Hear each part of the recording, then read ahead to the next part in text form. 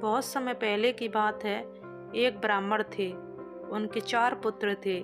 चारों पुत्रों में से उनके 3 पुत्र ज्ञान प्राप्ति के लिए बाहर गए हुए थे और शिक्षा प्राप्त करने के बाद वापस अपने गांव आ गए, जबकि चौथा पुत्र गांव में ही रहा और उसने किसी भी प्रकार की शिक्षा ग्रहण नहीं की। ब्राह्मण पुत्रों ने देखा कि गांव में उनका ज्ञान का कोई मूल्य नहीं है। उनका सोचना था, ऐसा ज्ञान किस कार्य का जिससे धन की प्राप्ति न हो सके। आखिर धन से ही दुनिया के हर सुख को भोगा जा सकता है।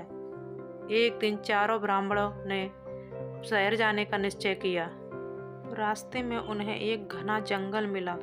जंगल में उन्हें मृत शेर की हड्डियां दिखलाई थीं। शेर की हड्डियों को देखकर पढ़े लिखे तीनों ब्राह्मण पुत्रों ने सोचा, क्यों न इस शेर को जीवित कर दिया जाए।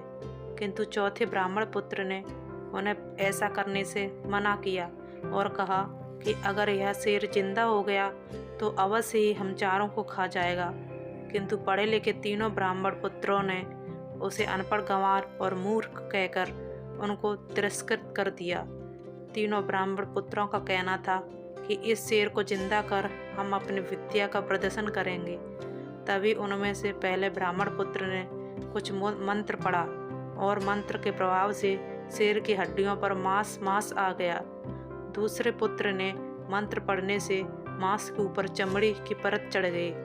अब तीसरा ब्राह्मण पुत्र ने शेर में जान डालने के लिए जैसे ही मंत्र पढ़ना प्रारंभ किया, चौथे ब्राह्मण पुत्र ने उसे रोका, किंतु वह नहीं माना। चौथा ब्राह्मण पुत्र पेड़ पर चढ़ गया। तीनों ने उसकी बातें नहीं मानी और वहीं रुक गए।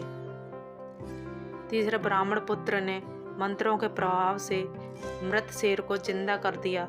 शेर जैसे ही जिंदा हुआ, उसने पास खड़े तीनों ब्राह्मण पुत्रों को अपना शिकार बना लिया, जबकि चौथा ब्राह्मण पुत्र अनपढ़ होते हुए भी अपनी बुद्धिमत्ता के कारण ऊंचे पेड़ पर चढ़ गया और उसने अपनी जान बचा ली।